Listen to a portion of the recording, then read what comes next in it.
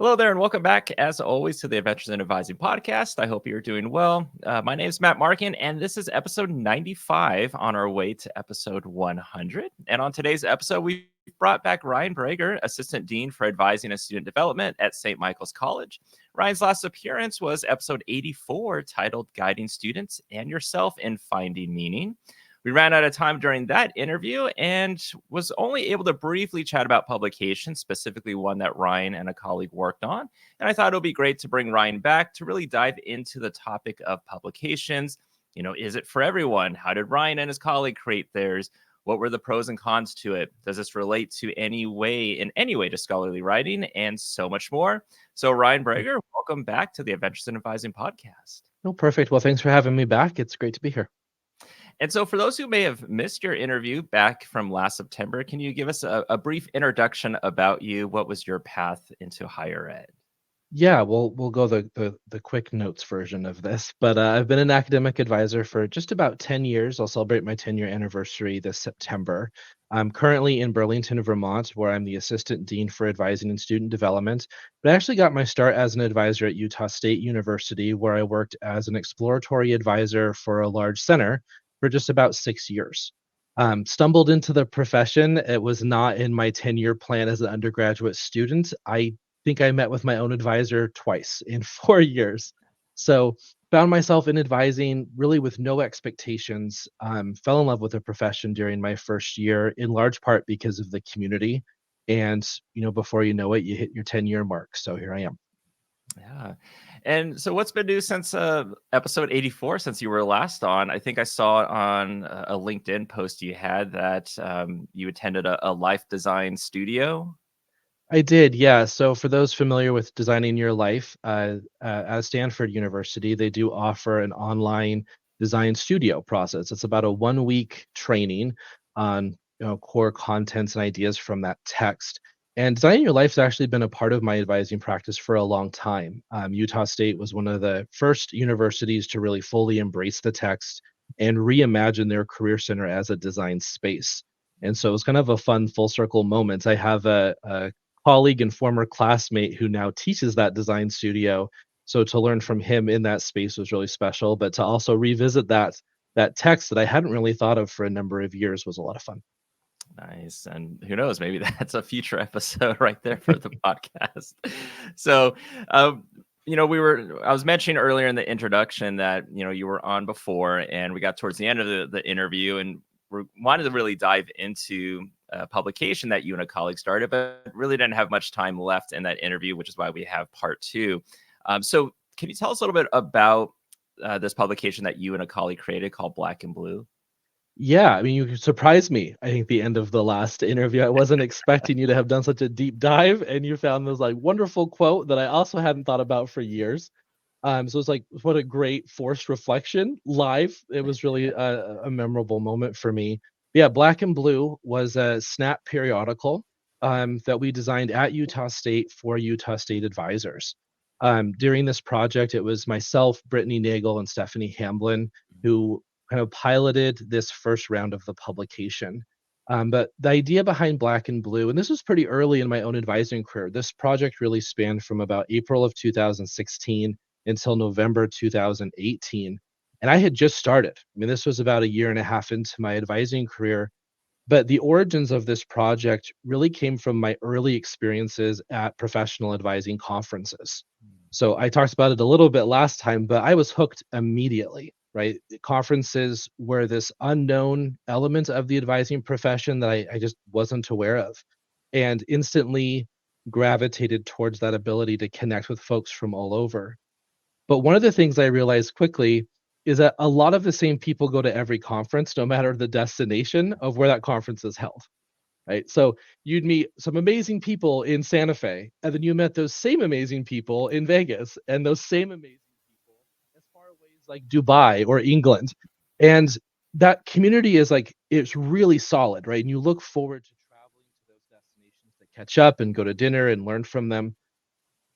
But what's really interesting about that is you come home and there might be people on your own campus who have no idea that you went.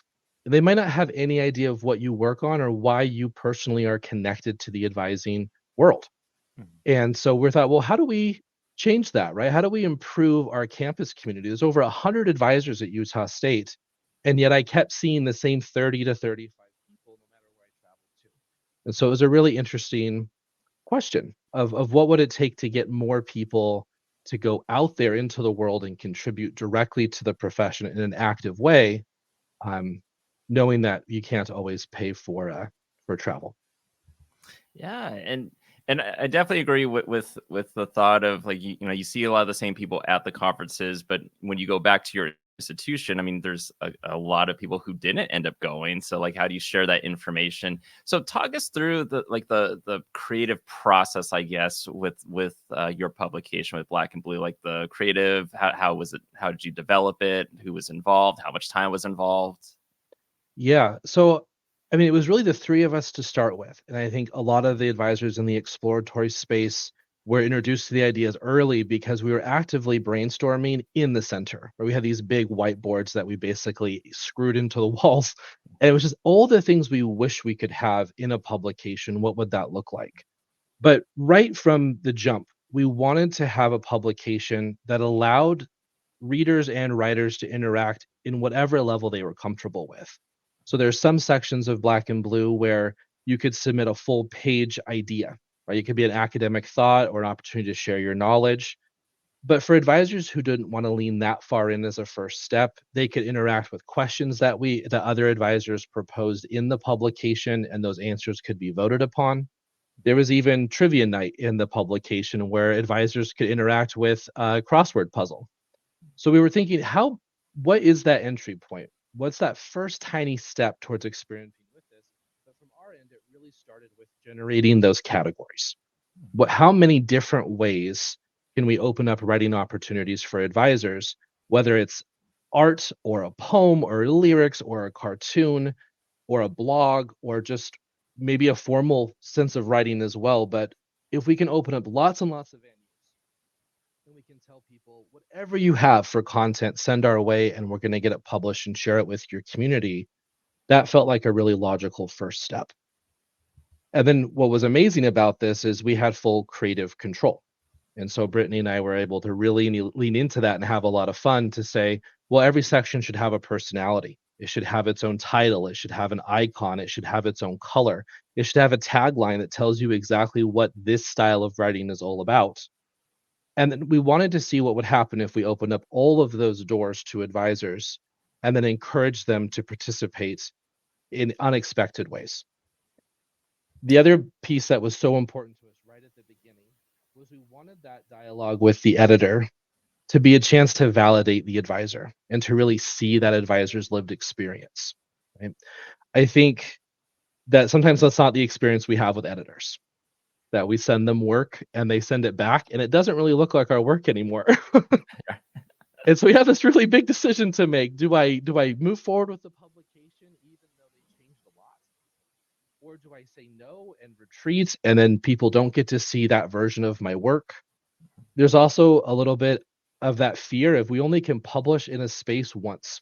So oftentimes when we submit content to a journal, one of the things we're signing away is our ownership of those words that we wrote. Because once it appears in the journal, they don't want you to market that article to lots of other journals because it hurts their business. Right? They want your writing to be in that one place where people pay to see it. So it feels really high stakes. And if you publish something that has been edited only one time and you can't have it back, I think it causes some pause.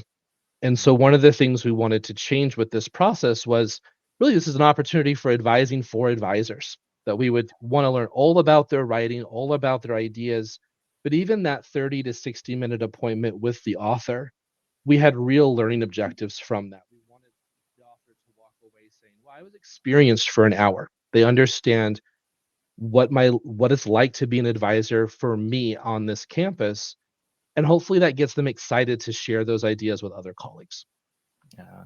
Well, I like the fact that like with everyone that's submitting, you know, something for the publication, it doesn't have to be like this standard formal what people might be used to in terms of like a research article or manuscript that people can actually be creative with their type of writing, their type of, I guess, explaining what they've learned, correct? Hmm. Yeah, we purposely wanted it to be without a standard format or without standard guidelines. Really Mhm. just show me what you have, and we're gonna find a space for it, and we're gonna get it out there before you've moved on to the next thought that you have or the next Yeah. experience that you have. Writing is tough because there's a lag. You have this incredible experience, and then 10 months later, Mhm. someone gets to read about it. But oftentimes we've moved on. Whereas we have to Mhm. capture that in the moment while it's happening. And that was really the aim of the publication. Yeah, because I think with a lot of other journals, it's you take however long it takes you to write like one draft, you submit it, and then maybe you're waiting anywhere from a month to a few months for a response back. And if it's something that that publication or that journal maybe wants to go with, now here's what the reviewer said. Now create us another draft, and now it's on you to then rewrite some of it and then resubmit it. And then, yeah, like you said, this could be a 10-month process, if not longer. And at what point does someone might decide, you know what, I just give up and I don't want to pursue this anymore? Yeah, I think what's so interesting about advisor professional development is there's a lot of opportunities for advisors to have passive engagement, right? At every campus I've been at, advising leadership or university leadership will curate knowledge. They'll bring advisors to spaces to tell them things, whether it's important university updates or a guest speaker, whether it's a project or a shared mission. And advisors do amazing work in that space, but it is passive. Sending me to a conference to watch other sessions to take notes to bring back is a passive activity by definition. And reading, advisors love to read. I've never met a group of people who read more pages per month. That's also passive. But we're listening and we're reading and we're hearing. And we do that in our advising appointments too. But where's that opportunity to take an active approach to your professional development? It's really conference proposals and writing. Those are going to be your two big sources of those opportunities. Also advising leadership, campus, committees and leaderships and things like that, but pretty limited to public speaking roles or writing roles. Yeah. Now, with you and your colleagues creating this, what was like for you? What was your time commitment? Because I would imagine this is in addition to everything else that you're responsible for within your role. Yeah, I mean, just like any other full-time advisor, I think our professional populations these days are anywhere between 150 to 350 students, and then running different programs and resources for campus. When this first started, it was really by definition a passion project. We were so excited to work on this when we could. And so it started early mornings and in the evenings, right? When students don't normally schedule appointments or don't usually show up to their appointments, right? Schedule at 8 a.m.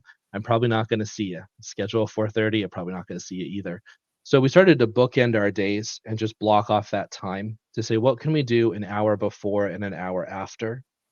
The writing process itself was a little bit more intensive than that, and that was our first big step towards doing this, was to say, what would an afternoon on a Wednesday look like if we just had 4 hours to write? Just unapologetically, it's on the schedule, we're not taking student appointments. Because what we found is that it's really hard to switch modes. If I go to work and have an appointment for 30 minutes and then try to write for 30 minutes and then have another appointment, it's not going to be a great morning. I really need to go into the day having prepared for a day of writing versus a day of back-to-back appointments with students. And so we started to get more aggressive with our calendars, the more excited we got about the project. And I think there was a shared sense of excitement. And so it was easier to be brave, to Mhm. say, this is exactly what we're doing. We're not in the office because we're writing somewhere that's an easier space to do that work. Yeah. So I'd imagine you saying that like you're able to block the time off. Your supervisors were pretty much on board with this idea.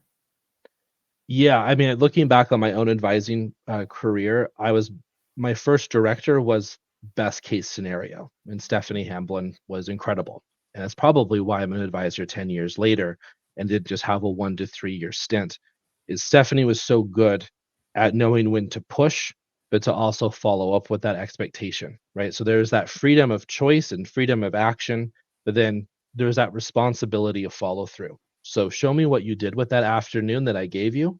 Let's make sure we're moving forward.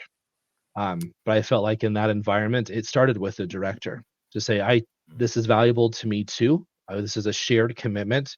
What can I do to help create that space and to create those resources for you to try this? Yeah. Now, let's say an advisor's listening to this and said that this sounds interesting. I just don't know if my supervisor would be on board with it. Maybe I haven't had that conversation, but I'm nervous to. What's your advice for advisors, to maybe advocate more for, for themselves? Maybe this might be a project they might want to try to do. Mm. What what can you what advice might you be able to share with that?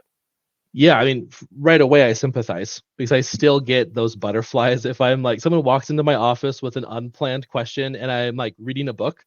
I Mhm. slam the book shut and I feel like I have to apologize instantly. Like, oh no, you caught me, but don't worry, I'm usually way more productive than this. Even though I'm reading an advising text or I'm reading a book for upcoming training, like it's definitely related to the work I'm doing. But there's this I don't know where that comes from, but there's this shame component to be like, "Oh my goodness, I need to justify why I'm here every minute of the day, and it needs to look impressive." Yeah. The problem is that reading and writing does not look impressive. You can have a whole afternoon where you write absolutely nothing, but you still learned a lot because you're sitting with those ideas, you're trying to see what is my voice? How do I want to present this idea? So some days you have pages and pages, and other days you just have the struggle. You just have 3 hours where you tried to write a paragraph. And I think that is an obstacle to this work. This idea that we have to justify everything that we do. But my argument, I guess my first piece of advice would be to say start small. Is there 30 minutes on the calendar that you can just book for daily writing? Just a daily journaling writing practice. One of the best things you can do as a writer is it gets you in the habit of writing about your day, about your week, the themes you're seeing with your students, the topics that you're gravitating toward, any resources that have been particularly helpful, things that have been not particularly helpful. Right? I mean, you've noticed the same problem with the same policy all week because everyone's coming in for this hold and this hold is not doing the job. Write that down. It Mhm. doesn't have to be for an audience. I think we make a mistake when we write down with our audience in mind. You're the audience. This is a writing for you. This is a personal practice that makes you better at your craft. Worry about finding an audience later. But it's amazing what 30 minutes of intentional writing can do for a professional advisor. And having all of those ideas written down will become a treasure trove. It's really a wellspring for you moving forward. Yeah. I think there's also like a misconception sometimes, and I get it that every institution is different how admin time is defined. But typically I would assume that you could do an hour, maybe in the morning, hour in the afternoon. That can just be that admin time that hopefully you can put that writing in there or the reading in there. But there might be a misconception about, well, you have this 2 hours, 1 hour in the morning, 1 hour in the afternoon devoted to admin time, but your supervisor might say, well, I want you to do this and this during your admin time versus what you want to do. Um, so let's say an advisor is like, well, I Yeah. want to, utilize this time, but I can't. Yeah. And I think there's so much shadow work in advising Mhm. where there's a lot of things that I do every single day, every week that I don't put on my calendar. And I probably should. Right. I would encourage every advisor to actually put on your calendar how long you answer emails every day. That's an hour of shadow work that doesn't need to happen before 8 a.m. or after 5 p.m. If you're calling people back from missed voicemails, that's shadow work that should be recognized. Put 30 minutes on your calendar that says, the end of each day, I answer the voicemails that I missed when I was meeting with all my students during the afternoon. We give away a lot of free labor. And it's not just advisors. A lot of people on college campuses and staff roles give away free labor because it doesn't seem like it's calendar worthy. And every time we take 30 minutes away from a student appointment slot, I think there's that compelling reason to justify why I just did that. Right. But the thinking about how do I take those 30 minutes for a project that I care about, also make sure that you're amplifying and telegraphing what it is you are involved with, what it is you do care about. Right? If it's a secret project, that does create a little bit of mystery, but but it's because of the approach, or you've created the mystery because if my appointment says private time for 30 minutes in the middle of my day, Mhm. what is that? Like, what am I doing during that time? I think sometimes you can say, like, I write every day. Journaling's important to me. I'm gonna actually put that down as journaling or daily journaling or 30-minute writing meditation or something that Mhm. actually defines the activity. And that is a lot easier for a director to get behind. Yeah. Yeah. But I think it's also, I think you were kind of mentioning it earlier about, there's always the follow up as well. So, like, if a supervisor is agreeing, like, okay, well, let's see how this goes, block some time off. They also have to follow up to see, like, well, is the person actually doing what they said they're going to do, or are they just now, is it just a hold on their calendar and they're doing something totally different? Yeah. Yeah. I mean, if it's a whole afternoon for professional development, Mhm. I mean, show me. What did you do? If it's a day every week for a whole semester, that's 15 full days. That's a pretty heavy lift for whatever it is you're working on. And I think for us, it was critical that we were a team. Like Mhm. getting involved with other advisors to work on something as a shared project really helped us move forward with the project in a way that I think solo work wouldn't have happened. I was going to work excited to show Brittany what I had written the last night or the tech piece that we were working on, or we're both kind of haphazardly or kind of spontaneously learning Adobe as we needed it. Like, okay, how do you do this for like specific thing in InDesign? I'm gonna go figure this Mhm. out. Or how do we use Photoshop in this way? Or how do we get Brittany's illustrations onto a digital version of the magazine that still captures what the charcoal originals look like? Mhm. Big questions, but it got you excited to figure it out because you had someone that you were working with. Mhm. And that's really, wrote a lot of content in a very short amount of time. That first issue came out in November of 2016. The second issue came out in May of 17. Between those two issues, I think there was over 200 pages of original content. That's a lot of content in less than a year. Right. But I think it's because the three of us were checking in, we're pushing, we're genuinely excited to see what the other members of the group were working on and what they had accomplished. Yeah. Now, with your publication, did you have to go through any approval process, like with your public affairs or strategic communications office, or was this something that 100% was through you three? It was 100% through us. It was really interesting. There is a copyright for Utah State on the publication that was done by us intentionally. So the original idea of Black and Blue was that it was going to be a pilot for university-led advising publications. The big vision was that for every flagship school in Region 10 to have their own publication for these large advising groups. And so it made Mhm. perfect sense to house it at Utah State because it's a Utah State publication. Early in the process, we did reach out to the official marketing visual group, and we were working with them for about a month. But at that point, our creative direction was so unique to what we were thinking about together Mhm. that we actually didn't end up moving forward with the ideas that were provided to us from central marketing. We were like, oh Mhm. no, we don't. Do we have to do it this way? Like, do we like? Can we close the box? Is it stuck open? Yeah.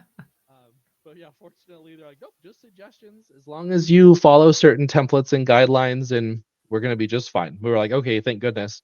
But we did lean really heavy into university involvement at first. But then Mhm. we discovered that, conceptually, we were way far down the road and we were just ready to move forward. Nice.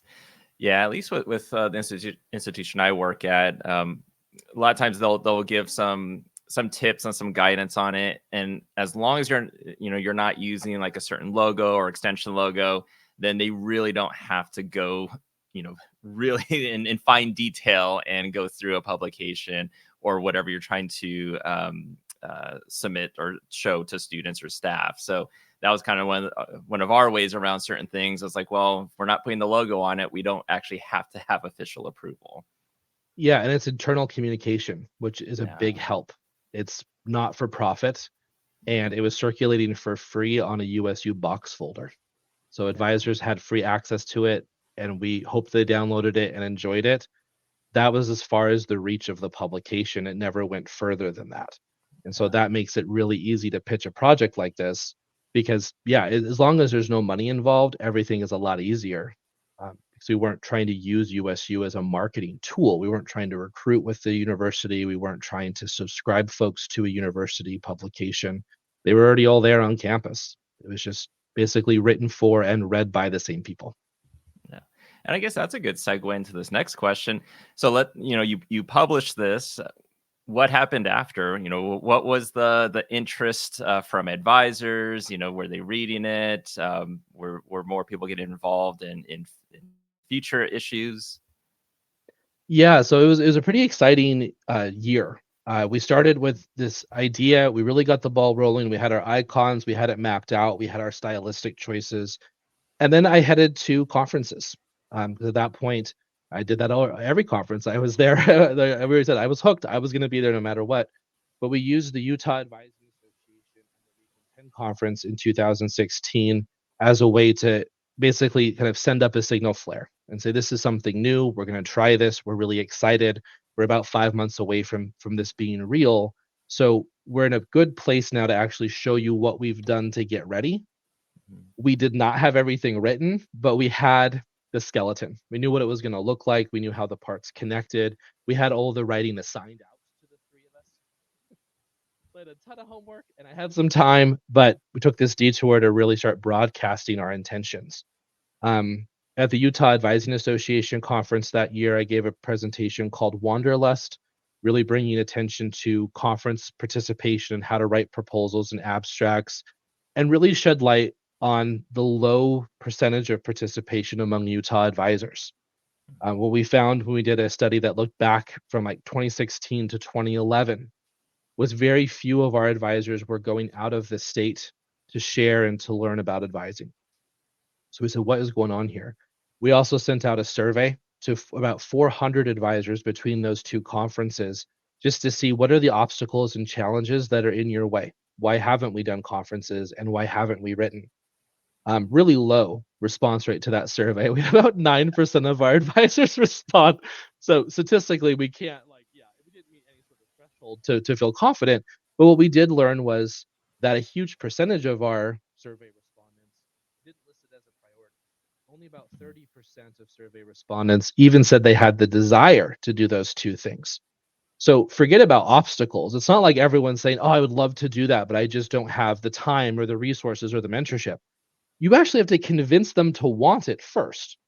That was kind of the space that they were in, is why would I want to dedicate my time this way? Why is this better for me than an appointment with a student or a different type of project? Then we went to New Mexico for the Region 10 conference, and this was the formal call for submissions. So attendees at this session were given all of the templates and the tools that we had designed when structuring the publication from the ground up. And they were also given rationale for why we made the decisions that we did. But really, the central message of that presentation was go back to your home campuses and create a space to write. And more importantly, create a space to share it with other people.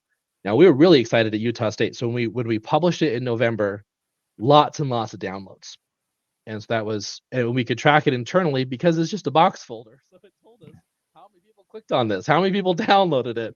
And it was a good share of the number of advisors who were with us across the different campuses.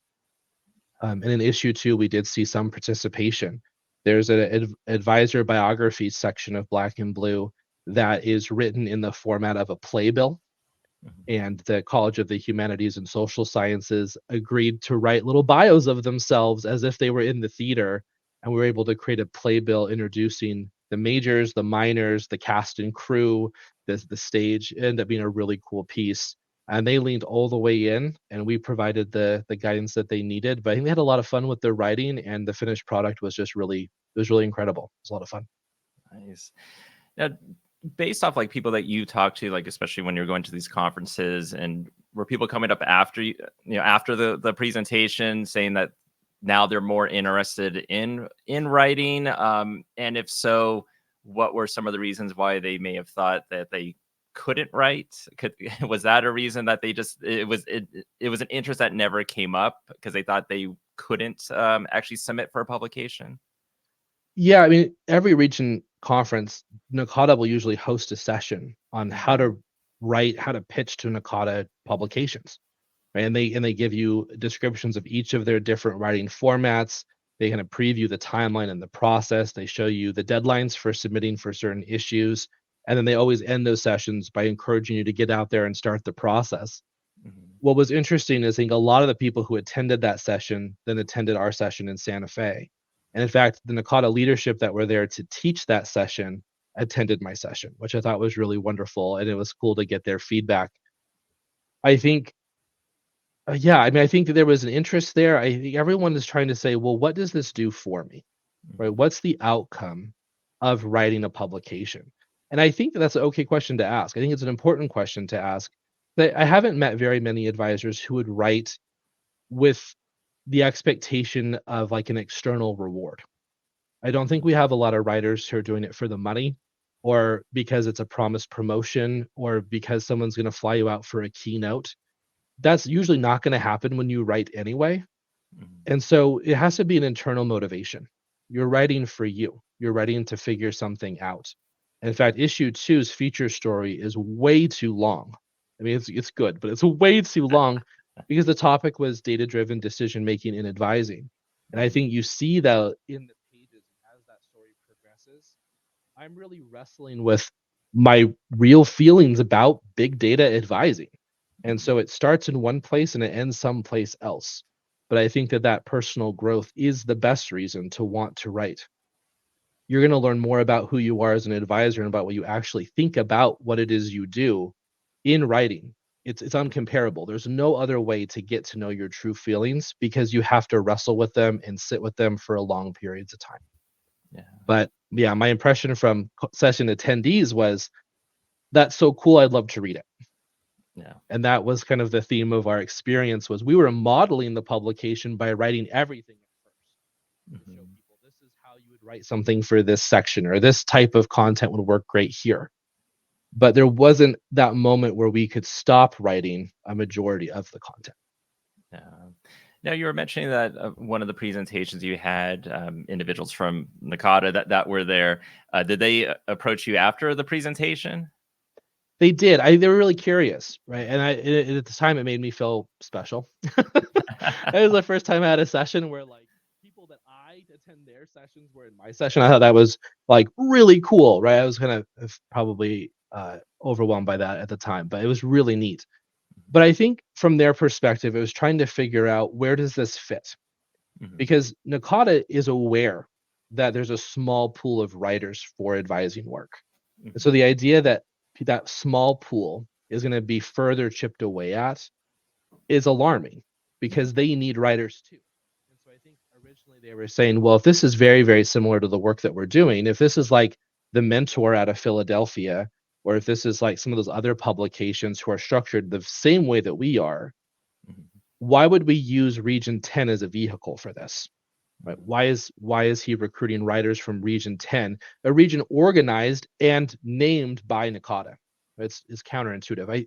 I think they were relieved to hear what the project was. It's very different than the work that they're doing. They're working to professionalize advising, and those publications are a vehicle for advising to be seen as its own distinct profession, worthy of its own consideration. That is not what Black and Blue's mission was at all.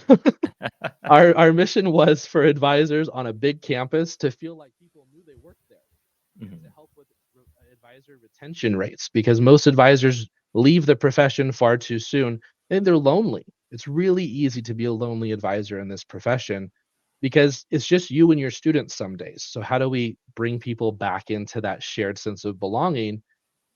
I think once they saw that in the presentation, they're like, yeah, this is different, right?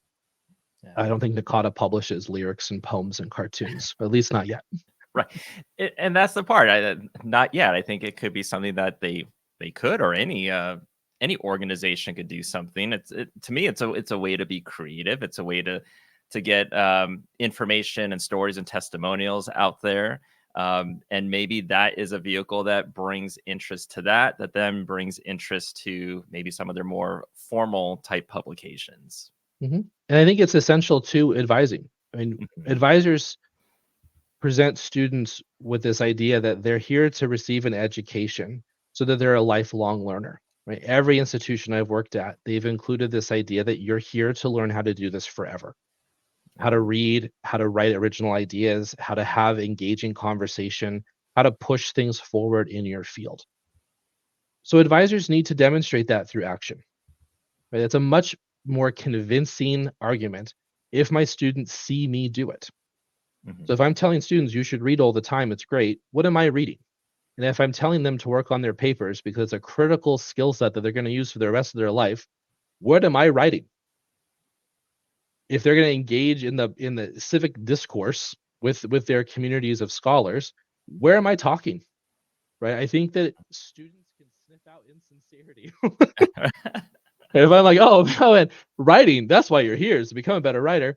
It's fair for them to ask, like, well, when is the last time you needed this? Mm. And I think to be able to point to a personal practice makes you a better advisor because I think that what you've been telling students is true. I do think that the outcome of college is to become a better writer, to find your voice and to be able to amplify that voice. But if we believe that, we should probably practice it. Yeah, I think along those lines too, we tell students get out of their comfort zone, try something new. And I think this is, if we follow that advice, then maybe we have more individuals that try to dabble into some sort of writing for or in advising. Yeah, I mean that's the number one thing we say in advising appointments is are you building and strengthening a network of support? Are you trying new things on campus and forming an authentic community? Yep. When's the last time I went to a campus event, right? Right. Which Yeah. I mean, we can easily justify, well, I got these appointments or I have this meeting or I got to go from one end of the campus to the other. So I'm going to miss out or I'll watch the recording if it's on Zoom and then probably not watch it later.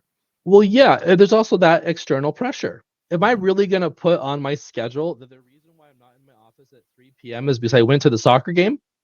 Right. Like, okay. I mean, I have to feel really secure with my Mhm. relationship with my team, and ideally, it's my director's idea that my director is sending me out into the community. If you have students who are athletes, the very best thing you can do is to see them in their element. If you're advising a hockey team, go see that team play hockey so that you get it. This is why they're here. This is what inspires them to be in college. It does a lot more for both sides of the desk, right? The next time they come and see you, you're not just saying, "Oh, that's so amazing." You said, "Yeah, I believe you that it is." And I invested my time to go see how amazing that it was.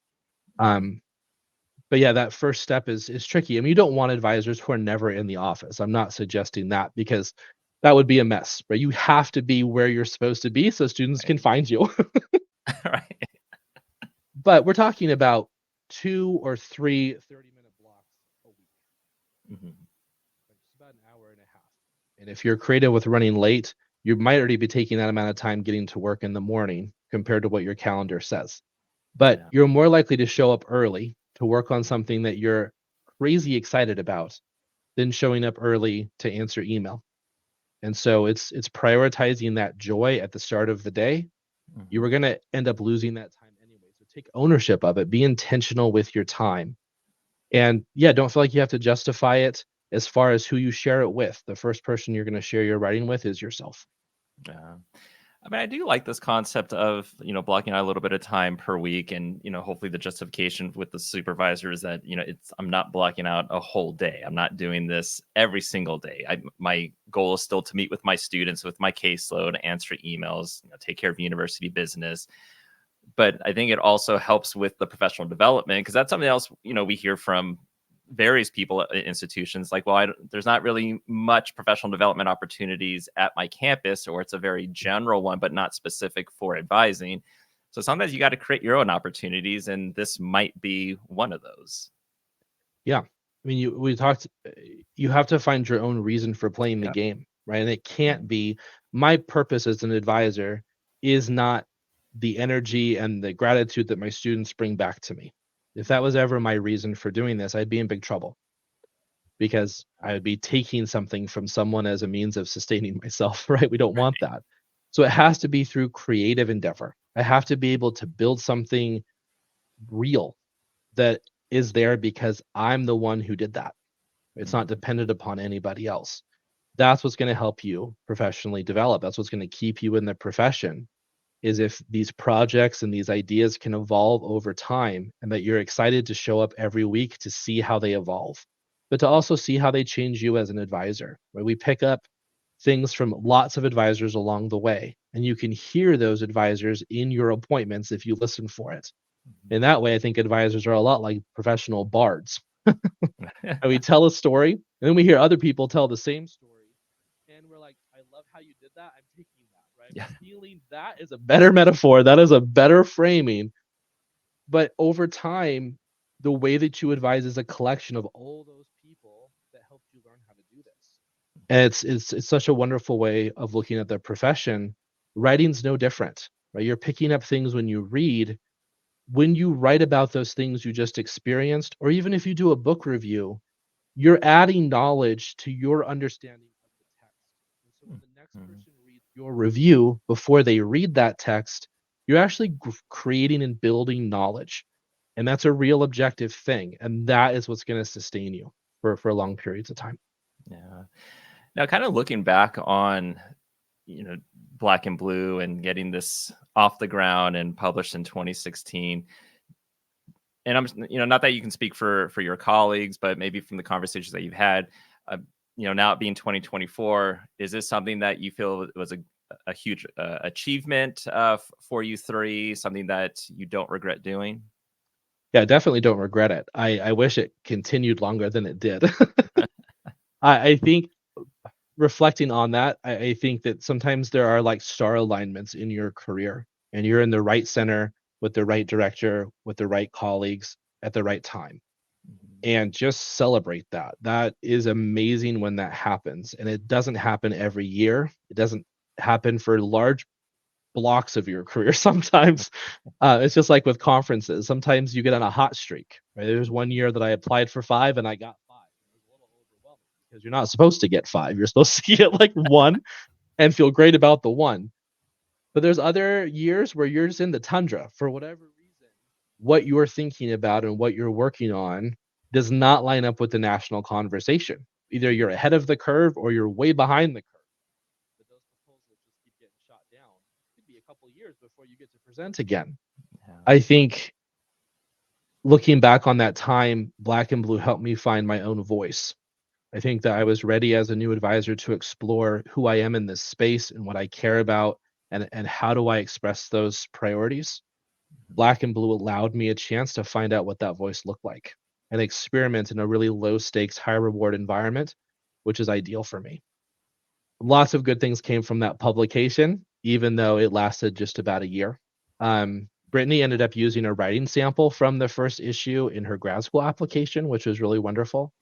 And it cemented at least my mentorship relationship with Stephanie. It was something that we were meeting much more regularly than the once a week check in. Right? We were starting every day, ending every day with updates and progress reports and work proofs and editing. And it provided that excuse to really form a close relationship. And that's the joy. That's the gift here with a writing exercise or a writing project is it forces you in close proximity with people that you normally share space with but don't converse with on that level, right? So that's always have a friend, I guess is what I'm saying. When you start, if you're interested in publishing, so much easier, so much better to do it with a colleague. But that personal writing, that doesn't have to be for them. And that really speaks to, I mean, I've been thinking about this just this hour, but our relationship with writing is kind of strange, right? Most of us have had two big experiences with learning how to write. The first is when we're little, and it's empowering at the start. Right? You learn how to write your own name. Doesn't get much better than that, right? That's it's a high watermark for writing in like kindergarten. And it starts Sure. downhill from there. No, but yeah, but you're used to writing for evaluation. Someone assigns me a task. I'm going to fulfill that assignment. I'm going to write on that topic. I submit it to one person in an authority role, and the purpose is a graded evaluation. Not a lot of people are reading that content. In fact, probably very few are, right? The paper disappears once the grade is there on the book. Mhm. So that's one area of writing that we've all had lots of practice in. The other area is deeply personal, intimate writing. A lot of us have had diaries or journals or manifest logs or whatever. I'm not sure what we call those, but we've all written things that we've secretly hoped for or are processing or healing from. But those are the two areas of writing for most of us. Either it's performative for a known authority, or it's deeply personal and private. I've put a lock on it and it's under my bed, or it's in a shoebox in my closet, and no one is ever allowed to look at it ever, ever, ever. Mhm. Professional publication is somewhere in the middle, right? It is evaluative in the fact that you're going to get feedback from somebody during the process, but it's also more personal than a paper that you wrote for your ancient Greek mythology history class. Yeah. Yeah. And I mean, I think for me, like in this hour, it's just knowing that there are opportunities pretty much in a lot of spaces if someone wants to write. If you want to get your feet wet, you have academic advising today. If you want more of that peer review, then you have like the Nakata Journal and Nakata Review. But it's also not forgetting that we don't necessarily always have to publish within our own like space, and because sometimes then we just kind of create like this bubble, and people are reading it are those that are in, let's say, this profession. But we can always publish or try to publish outside of advising and still have it within higher ed, because then maybe that just brings more eyes onto academic advising, and that's always a good thing. Yeah, I mean the trick to this is accessibility. Hmm. And that's the mindset we had when we looked at Black and Blue, was accessibility, in that we're going to try to get the advisor to help them do this in the way that they want to do this. Hmm. And accessibility isn't just an extended deadline, it's not just guided help on a webinar. It really is, how do you create venues? How do you create authentic spaces that are diverse? Because we have a very diverse profession. We have advisors who come from all different sorts of backgrounds, and we'd love to see those backgrounds directly impact the profession and be celebrated within the profession. And so, for Right. those who still have ownership of publications, I always strongly encourage that. Are there different ways that you can open the door for people without trying to tailor fit what they have to fit what you do? It's Right. that flexibility that goes hand in hand, I think, with a successful opportunity like this. I also think it's becoming more important than it ever has been, right? I think advising was the Wild West. Probably was just finishing that era when I started. And it Mhm. really felt like, by 2016, 2017, things started to tighten up a little bit. And that was a good thing. It's become more professionalized, a little bit more formal. But there definitely, in my opinion, there seems to be schools of advising thought that are starting to really solidify. And Mhm. so what I mean by that is that you have what Nakata is running through their micro credentials, their journals, the conferences. A lot of my advising, right, is informed by the design center and the design your life team. That text is pretty seminal for a lot of folks. Appreciative advising is slowly advancing out of Florida into the rest of the country, right? Appreciative, if you tell someone you're an appreciative advisor, other advisors know what that means. Mhm. That wasn't really a thing when I started in 2014, to say I'm being trained in a school of advising thought, in a school of specific advising practice. There's some real benefit to that. There's a lot of identity capital, right? For people to know what I am when I use one word, and that there's a community of fellow practitioners that do this the same way that I do. But there's also something lost. Mhm. The Wild West was kind of fun because you could learn from anybody in any setting with any background. And I Right. do worry that that might get filtered out. And so, for those who have a radical way of conceptualizing this work, we need them to write it down Mhm. to see it. Because my hunch is that we're going to see more and more onboardings of new advisors that adhere to a school from day one, year one. Mhm. And those advisors are going to start gravitating to those opportunities that align with the school that they're under. And those branches of advising will recruit writers. Write for appreciative advising, write for Nakata, write for the design studio. But we already know what's going to happen. Their editors there are going to make sure that that message stays where it is. certain types of content, they're not going to allow you to break the mold because it harms the whole framework that they've designed.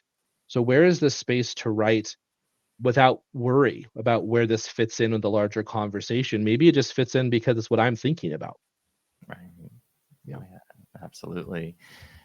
And it kind of ties in to I was going through the first issue of Black and Blue, and like, exactly what you were just talking about right now, I think goes to something that you wrote in there, is that there is this common thread of diversity that can be found stitched throughout every department, every university, state, country when discussing the role of advisors. And I think this definitely fits right in there.